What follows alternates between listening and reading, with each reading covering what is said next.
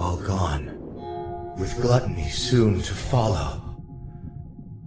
Your kind know nothing but hunger, purged all life on the upper layers, and yet they remain unsatiated. As to you, you've taken everything from me, machine, and now all that remains is perfect hatred.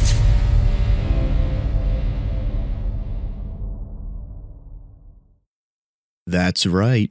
It's my turn to glaze ULTRAKILL. But before I get on my knees, I'd like to first thank everybody who commented on my Half-Life Alyx review. And also thank you for voting on the polls a while back. That means the Resident Evil reviews begin next video, so leave a comment for a chance to be featured in that video, and last of all, thank you to my lovely patrons. Stin, Dotman, Angel, Defo3, Papa Noob 345, Dominic, Dominique, Kevin, Bradley, Mark, Nindota, Micah, Devin, Tabriz, Bryce, Victor, Preppy, and Jinx.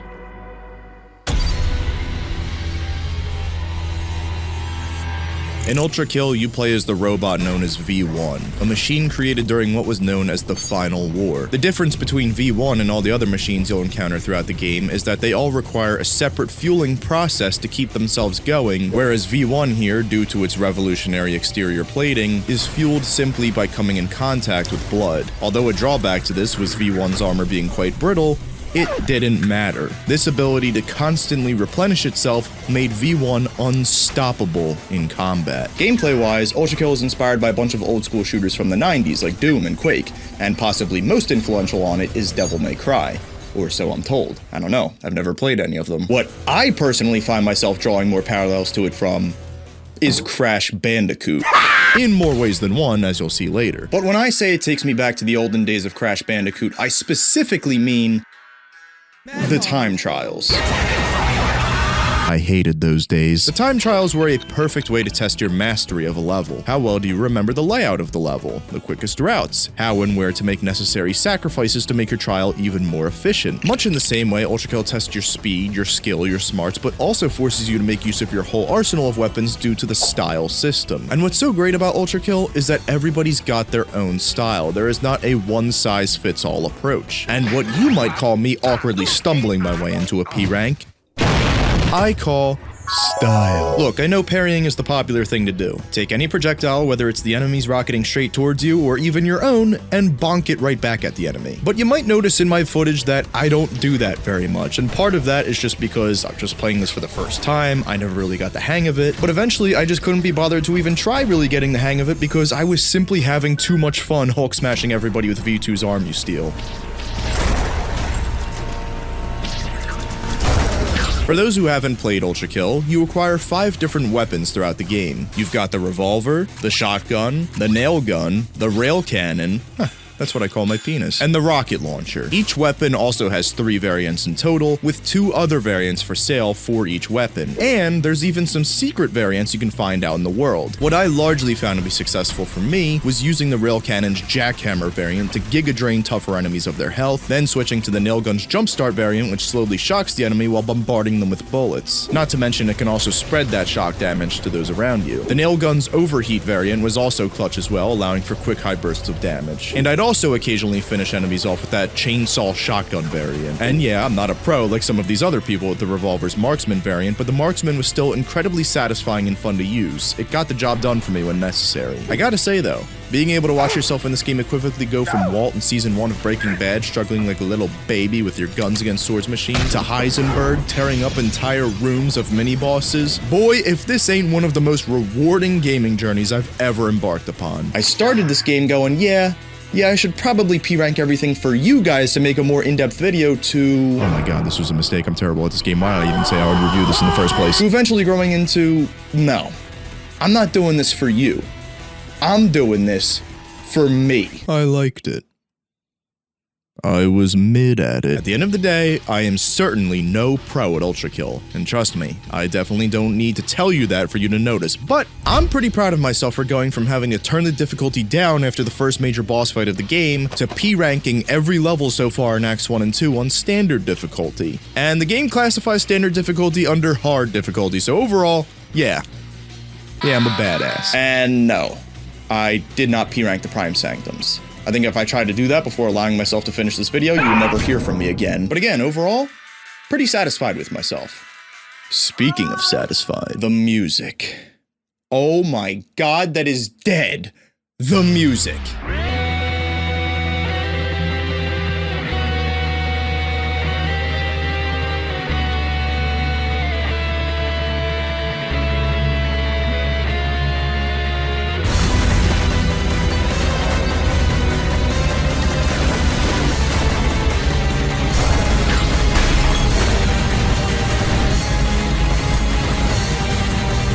ULTRAKILL may be host to my favorite soundtrack in a game I have ever heard. It does a perfect job providing music which enhances the carnage you create, but in all of ULTRAKILL's diverse level designs and themes throughout Hell, the music is just as diverse and just as good at setting the stage in all the different unique areas you'll come across. Bonus points to the fact that ULTRAKILL gives its score the Jack 2 treatment, where it has like a bass line where the music will typically stay at, but once combat ramps up, the music ramps up along with it. And even when you pause or go underwater, the music gets muffled. Little details like this are just next level. It's not like this game would be majorly worse off or anything if these details weren't here, but the fact that they are here is just the little things that make this game even better. I'm gonna spend a lot of time specifically highlighting certain tracks in this game. Trust me, you're not gonna get tired of it. I said earlier, ULTRAKILL may be host to the best soundtrack I've ever heard.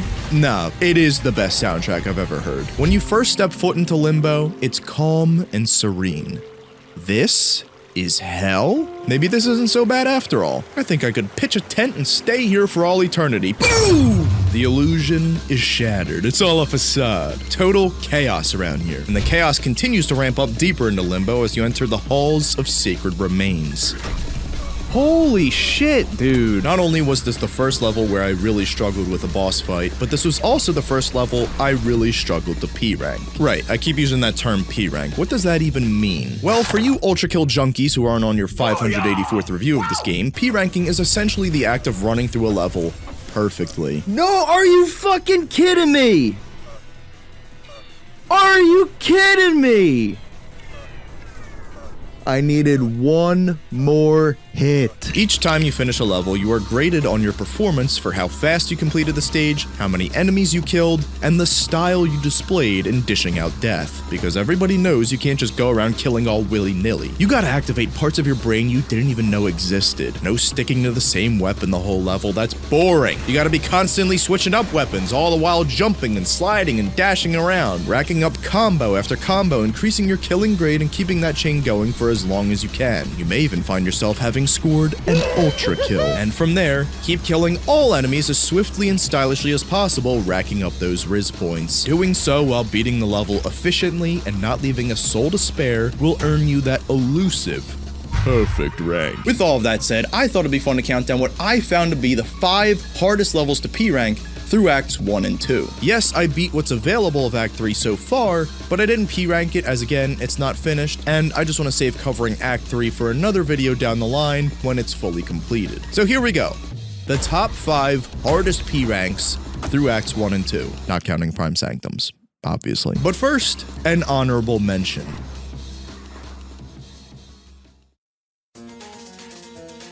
Halls of Sacred Remains. As I said, this is the first level I really struggled to P-rank. What do you mean? What did I miss? What did I miss? The S-rank time to beat this level under is 8 minutes. Safe to say this is one of the longest levels in the entire game as it branches into 2 different pathways. Ordinarily, to beat this level, you only need to find one of these skulls along whichever path you choose to unlock the main door here, but of course, this is ULTRAKILL. Anything less than a P-rank will not suffice, so we gotta do everything. That means traversing both sides of the castle, killing everybody that stands in our way, before at the end meeting the final boss. Now go home and smoke some more crack. Which for this point in the game proved to be a big difficulty spike. Thank God the music kicks ass on this level, because considering the length of it, I was stuck P-ranking this for a long while. Off the top of my head, I think it's a top 3 track for me throughout the whole game. Top 5 minimum.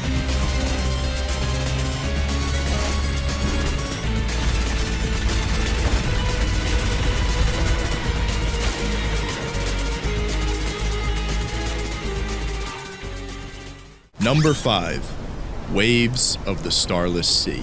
Despite some of my embarrassing shortcomings I've already admitted so far in this video, this one is honestly the most embarrassing for me to come forward with. Because this level really isn't that hard, or at least doesn't feel like it should have been this hard. Why did this take me so long to P-rank? There's nothing complex about it. It's pretty straightforward compared to some of these other entries. Sure, this room with the idols protecting enemies and the Cerberuses and whatnot can be kinda challenging, but that's it? And the ferryman boss fight at the end really isn't too challenging either?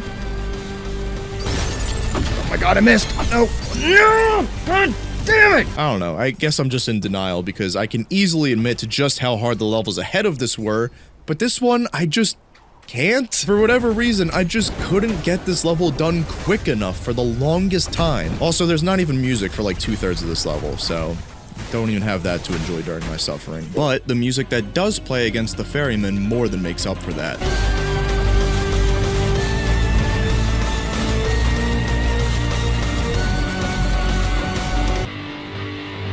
Woo!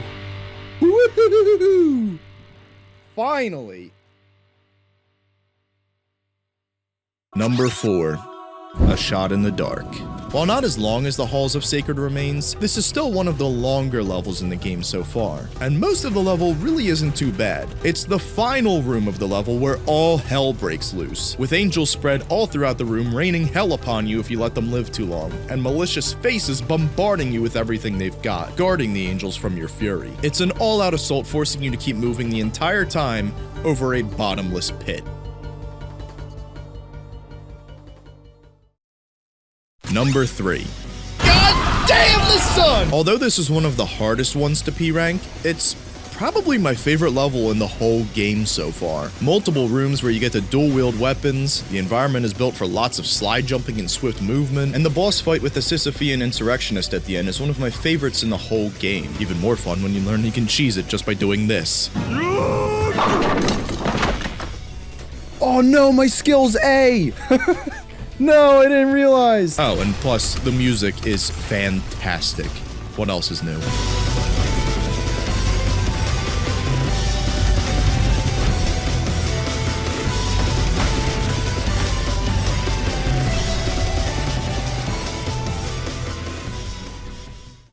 Number 2. Cry for the Weeper. I don't know how surprising it will be to see this level only at number 2, because this level is a damn gauntlet. Starting you off with 2 malicious faces and a swords machine, moving you outside to be met with a barrage of angels, malicious faces, Cerberuses, and husks, before reaching the final room complete with 2 hideous masses, and on top of that you find yourself ambushed by more swords machine, more husks, more Cerberi. This level truly is a test of endurance, but maybe shockingly not quite as draining a test as the number 1 spot.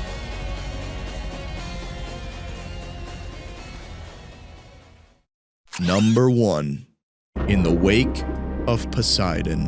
What a pain in the ass this level was to P-rank. All the other levels took me maybe an hour and a half, 2 hours tops to P-rank. This took well over 3 hours. The level begins slingshotting your way through the caverns and with this quick brawl in the main lobby of the level, but really kicks off with these 3 different rooms found in the lobby filled to the brim with your choice of death, though the west side room was the one that easily and consistently gave me the most trouble, with an angel pinned on each side of the room raining death on you from above, while malicious faces fire off at you from below on each side of the arena. I eventually finally got the right approach down for clearing out this room. It now just became a matter of doing so efficiently, because again, for the longest time, I just could not do so. Fuck this level, man. I can say I had fun P-ranking just about all the levels in this game. Not this one. And can I just quickly mention that the Leviathan level in the Wrath Lair here is... it might be my favorite. The Leviathans are so cool, dude. So cool. I don't know how I P-ranked it, though. Totally stumbled my way into that.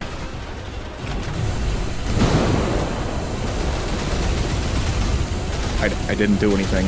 I didn't do anything. How did that just happen?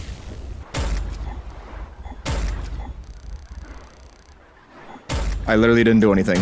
Okay, cool. Thank you. On the surface, ULTRAKILL is an absolutely addictive, marvelous, classic arcade-style FPS. The game literally gave me headaches at times because it's just so batshit crazy and fast-paced to the point that it's overstimulating. Weird for me, of all people, to be saying that, I know, the brain rot editing monkey, but I couldn't put it down regardless. It's so good. The gunplay and platforming is slick as a dick. The music is, again, The best I've ever heard from a game. Every environment is popping in details and vibrance with their own unique flair. There's honestly no flaws I can point out about this game. I don't think there was one time where I ever felt like I was cheated death. It's perfect. But even saying all of that, to me, would feel like a disservice because there is so much more to ULTRAKILL than just its gameplay. Because despite a lot of it just being walls of text, the story behind all this mayhem is fascinating.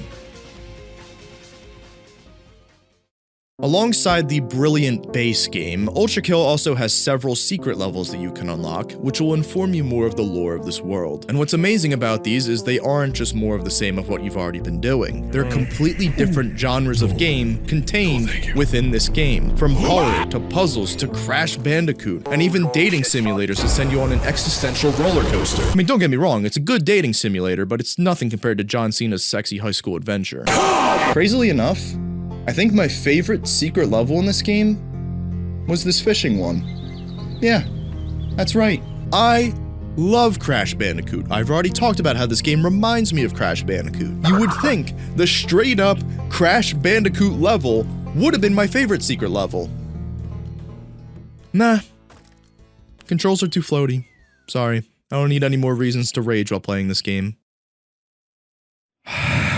What I needed was a little break from the onslaught of total chaos, and the serenity of fishing washed all my problems away. Never thought I'd be calling the fishing simulator one of my favorite parts of this game, but here we are. At the end of these secret levels, you will find testaments written by the Father, Joseph C., God himself. In the universe of ULTRAKILL, God is not infallible.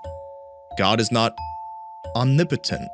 He is imperfect. Every time God created humans, he tried to do so without giving them free will, because humanity constantly resorted to evil acts thanks to their free will. But no matter how much God tried to recreate a race without this flaw, he failed. Over and over and over again. Eventually, in a fit of rage, he created hell to cast these sinners to eternal torment. But even he came to regret this creation as well. He was horrified by it, ashamed by what he'd done.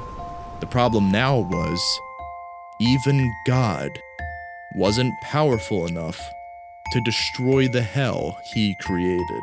And with that, God suddenly vanished. No one knows what happened to the Father. This led to the creation of a council in heaven, fittingly called the Council, a group of angels who ruled over heaven in God's absence, led by none other than the righteous hand of the Father, the will of God, Gabriel. Jesus answered, I am the way and the truth and the life. No one comes to the Father except through $6 shrimp special! Although you play as the robot V1, Gabriel is really more so the main character of this universe. Time and time again, he has proven his devotion to God, purifying the world of sinners. I should probably mention now that ULTRAKILL is based off of Dante's Inferno, a 14th century poem written by Dante Alighieri, where hell is depicted as containing 9 levels, each level representing a different sin and showcasing the corresponding punishments to those sins. In ULTRAKILL, this is of course broken up into 3 acts, with each act containing 3 levels of hell. Minos, the king of the lust layer, believed eternal suffering was an unreasonable punishment for those whose only sin was simply loving another. So Minos led a sort of renaissance throughout the Slayer, and together the souls of those damned here transformed what was once an inhospitable wasteland into a prosperous and loving society, with the whole city's budget blown on bisexual lighting. Gabriel was not so empathetic towards Minos' idea of justice, and was more keen on his own, and sought to dish out that justice on Minos immediately, not even allowing Minos a chance to speak before killing him. With this, Minos' corpse eventually grew into the largest husk ever recorded, commanded by snake-like parasites which sought to destroy everything he and his fellow sinners created. You also combat this corpse of King Minos during a section a bit reminiscent of Half-Life 1's On a Rail chapter, and upon defeating the corpse, you enter it to enter the 3rd layer of hell, Gluttony, where you encounter Gabriel for the first time. This game is so fucking cool, man. While Minos opted to lead a peaceful, lustful revolution, King Sisyphus's rebellion in the Greed Layer was built from brute strength, amassing an army of sinners ready to violently overthrow heaven's forces upon their return to hell after the disappearance of the father. This, of course, was all for naught, though, as he was just yet another king who'd come to meet his end at the blade of Gabriel. Also, I just want to say, the Greed Layer is so goddamn cool. Well, not really, it's actually very hot. Yeah, this isn't sand. This is molten gold. And here, sinners were punished by having to lug immense weight up humanity's greatest monuments, like the pyramids and the Statue of Liberty. Gabriel had slain many mighty foes in his time, which brought him immense fear and respect. But unlike Android 19, this machine doesn't feel fear.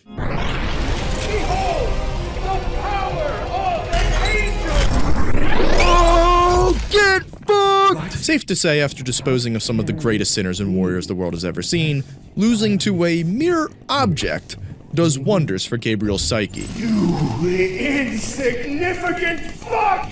This is not over! The council, disgusted by Gabriel's failure to dispose of V1, severs the father's light from Gabriel's body. Through the blaze of torment, a single burning hatred was forged anew. If the machines seek blood, he would give it freely. And with such fury, even metal will bleed. Gabriel gives another speech here, and oh my god, I get so many chills from this, it could give me hypothermia. Machine, I will cut you down, break you apart, splay the gore of your profane form across the stars. I will grind you down until the very sparks cry for mercy. My hands shall relish, ending you here and now.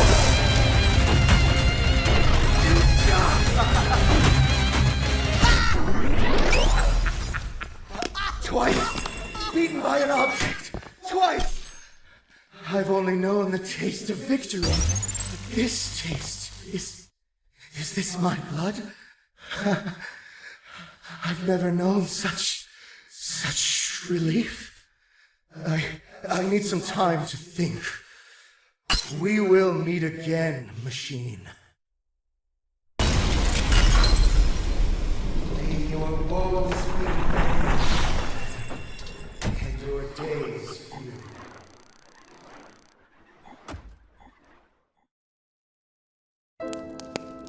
The second battle against V1 changed Gabriel. What did the will of God truly mean if God had vanished? Gabriel, now living through his own will, not that of a non-existent God, chose to do something drastic.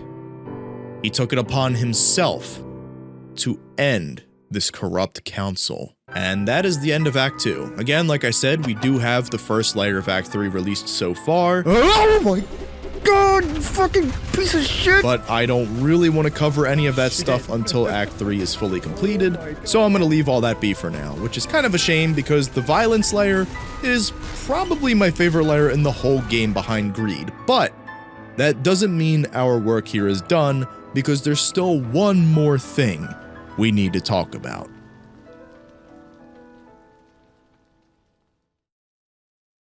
So I've talked endlessly about P ranking levels in this game, right? But to what end besides bragging rights? If you P rank every level in an act, you will be able to access what is known as a Prime Sanctum. And if P ranking every level puts some hair on your chest, the Prime Sanctums will put hair on your entire body. Prime Sanctums are host to Prime Souls, and Prime Souls are souls that are so powerful that they don't even require a husk to attain physical form. They exist out of sheer willpower. And the Council of Heaven fears the power that these Prime Souls possess so much that they imprison them in flesh. Safe to say, if you thought after P-ranking an entire act of this game made you good at it, the Prime Sanctums are here to humble you. These secret areas are host to some of the hardest boss battles you'll ever come across in a video game. It has been memed to death just how hard the first Prime Sanctum is. For the uninitiated, this is Minos Prime. How do I summarize him? Well, this is the beginning of the fight, and this is 5 seconds later. You got that? Good, you'll be seeing it a lot. While what's inside the flesh prison is what is largely the source of torment for most players, the flesh prison itself is no slouch. Hell, I'll admit it, I actually struggled more with the flesh prison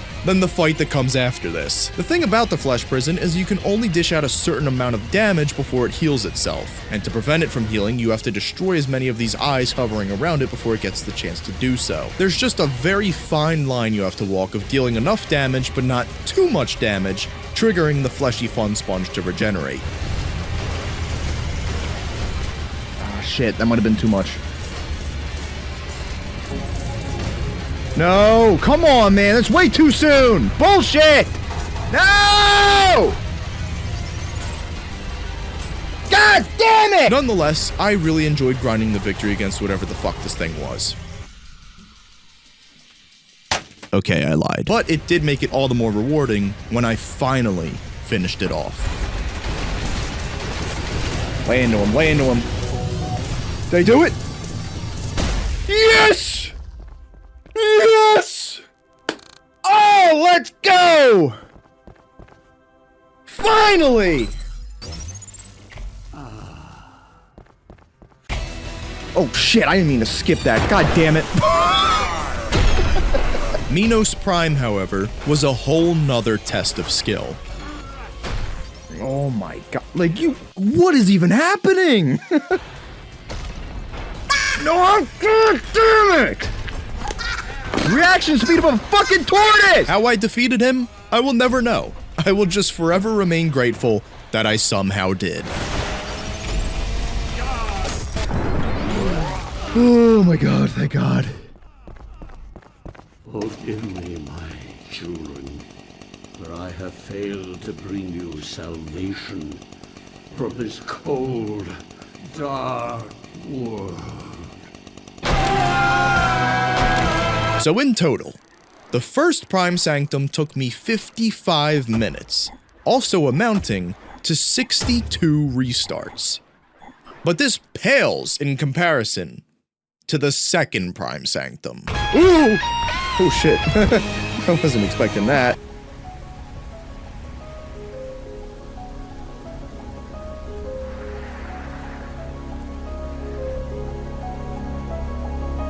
The first Prime Sanctum was host to King Minos' soul. The second Prime Sanctum is home to King Sisyphus' soul. Having said that, Sisyphus' Prime Sanctum isn't as simple as the first, because you will be baptized in blood before ever getting the chance to reach him. Oh, you?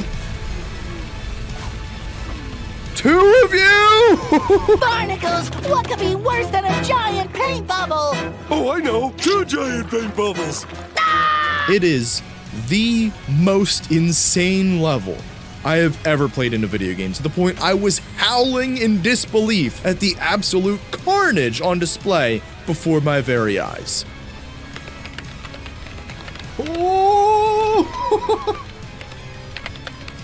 And mission accomplished, I guess, because the developer himself, Hakita, explained that the absolutely abhorrent level design was because he thought it was funny, like every area was a punchline. Hakita, you are a mad bastard. And speaking of mad bastards, I didn't know it was possible to shred on an organ, but apparently it is. And the result is the single greatest song I've ever heard from a video game. I'm gonna make you guys listen to a full minute of this shit. I promise you, it's gonna be worth it.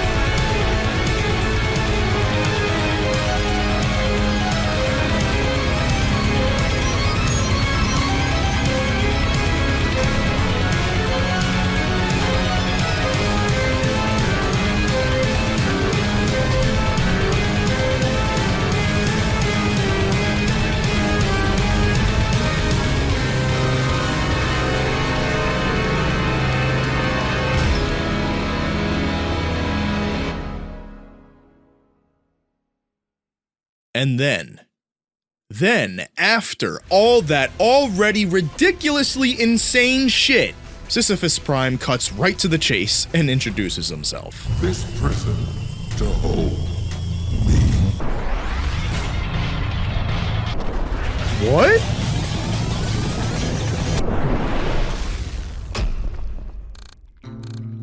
A visitor. Indeed, I have slept long enough. The kingdom of heaven has long since forgotten my name, and I am eager to make them remember. However, the blood of Minos stains your hands, and I must admit, I'm curious about your skills, weapon. And so, before I tear down the cities and crush the armies of heaven, you shall do as an appetizer. Come forth, child of man, and die. I can't even see where he's going. All right, reposition your hands. Get ready. Come on. And I'm dead. I tried to regroup, not even a 10th of a second. I'm dead. Yes.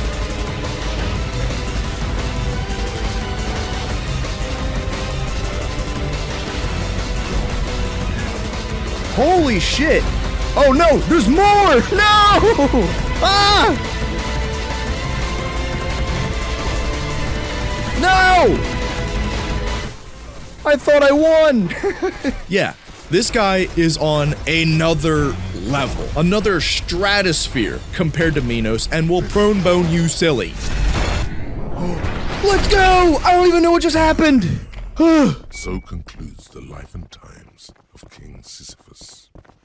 A fitting end to an existence defined by futile struggle. Doomed from the very start. And I don't regret a second of it.